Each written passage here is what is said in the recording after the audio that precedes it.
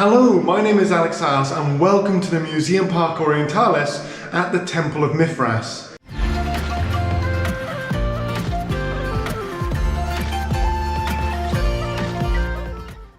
Welcome back, it's great to have you here. So welcome to the Temple of Mithras inside the Museumpark Orientalis, and this is a really interesting site. Now, if you've been with the channel for a while now, you'll probably have seen my little video on the Temple of Crawborough on Hadrian's Wall. And alongside this as well, I did a video on the Mithraic cult as a religion. So these are two videos you've already seen. But obviously, as the fact that, the Roman Empire sort of fell apart in the 5th century AD in the West, and obviously later on it becomes fully Christian, we don't have Mithraic cults or Mithraic temples in existence anymore. They're all ruins. And so often we can fall into this thing where when we're looking at the Mithraic cult, we look at it from an almost academic point of view. We study the religion, who were members, all of those sort of parts of what Mithraic cults were. And so because we don't have the temples, we can't actually get some of the lived experience as such that maybe is a little bit more anthropological. So today when people study religion, you can attend, a church service, you can go to the mosque, you can go to a synagogue, you can go and experience a Buddhist monastery, all of these different modern religions. But we can't experience a Mithraic cult, one, because it was a secret society, and so we know very little about the actual practices and the things like that, but alongside this as well, because none exist. So here at the Museumpark Orientalis here in the Netherlands, there's a lovely little reconstruction of what an actual Mithraic temple would have been like, and so we can get an experience of that. So why don't we go inside now and we can have a little look at it as well. So I'll just come inside here.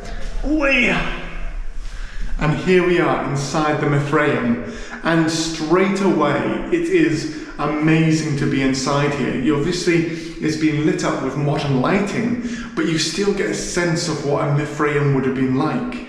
To start off with, just starting here, you can see all of the symbols going down of the different ranks of the Mithraic cult. And so you can see the different ranks just in front of me going all the way up to finally where you have the father and also Mithras himself. You can see it's been set out because a big part of the Mithraic cult, you can see it's been set out for food, because obviously a big part of the Mithraic cult was these group meetings where you'd lie down together, and these raised benches on the side would have cushions on, and so the Mithraic worshippers would lie down and have a communal meal together, which is why sometimes there's a sort of a parallel with the communion of Christianity. So when you have that here, at the far end of the Mithraeum, we actually have Mithras himself in the act of slaying the bull, and you can see down in the bottom right hand corner his dog is actually attacking it. You can see other divine figures around, but Mithras in the center there slaying the bull as a part of the creation story, as well as other symbols from the Mithraic cult and the zodiac all around him as well. So that is a big thing, a part of the Mithraic cult, was the idea that he had created the world and the sacrifice of the bull, but the other part as well would have been the aspect of fire and light, because before we turned on the lights in here, this was pitch black. So entering the Mithraeum was like entering a cave, and the cave was a big part of the Mithraic cult. The idea that you entered into this cave and darkness, and then Mithras had created the world, brought forth light, and then built it all with the sacrifice of this bull.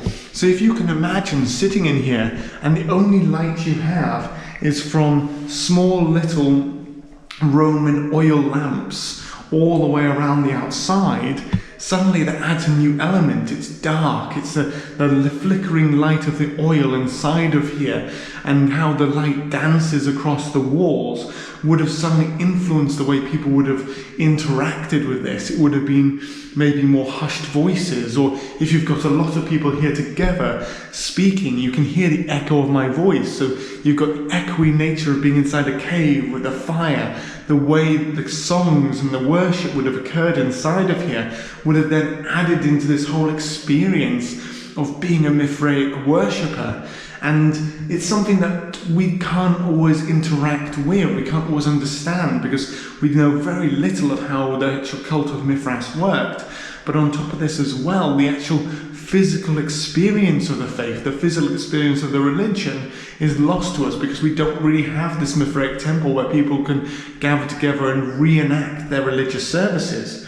So we have to imagine it by being in a place like this. And by imagining it, you get a real little sense of what this cult, this religion, this whole way of life, because you have to imagine you join the cult of Mithras and you rank up from, the raven at the bottom there, right the way up to the father, who is the leader of the cult, if you have the right connections and all of that as well. Because even though it's supposed to be a sort of a cult where all the members can become a part of it, your socio and economic background would have had a big impact on how you led in the cult as well. I'm pretty certain that, if you've got someone of an equestrian or knightly status, or even senatorial status as a part of the cult of Mithras, and they are going to outrank and rise up within rank within the cult much more quickly than, let's say, someone who is just a normal merchant or free citizen within the cult, even if they have more experience or more time.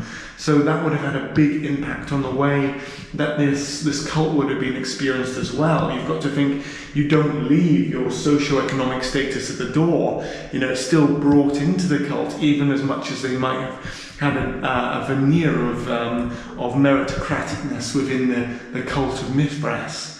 So it's quite a fun one to be inside here and imagine how these interactions would have occurred, how they would have worshipped, how they would have experienced this together with the lighting, the sound, the songs, the actions, the food, the smells, all of this coming together to give you this very restricted, dark and primeval place inside here. The idea of that sort of a cave where you're inside, it's dark and the world hasn't yet been created, but then you bring light into the cave, you bring fire into it, you light it up, you fill it with people, and then the cult grows out of that with the focus on Mithras and his actions. So there's a real fun one right there to think about how this place would have functioned to the worshippers right back in the early 1st, 2nd, 3rd centuries AD within the Roman Empire. I really hope you've enjoyed it. It's a little bit more philosophical, but I love showing this off so you get a sense of what this place would have been like, especially when you've only seen the ruins or we've only just discussed it and the religion itself. But being inside one of these hopefully will give you the experience of what it would be like inside a Mithraeum during the Roman period. As always, I do hope you'll like and subscribe. I do have links in the description below where I have both my Ko-fi account and also my Patreon, but there's no pressure whatsoever. I really hope you've enjoyed today's video, and as always, stay safe and well, and thank you so much for supporting.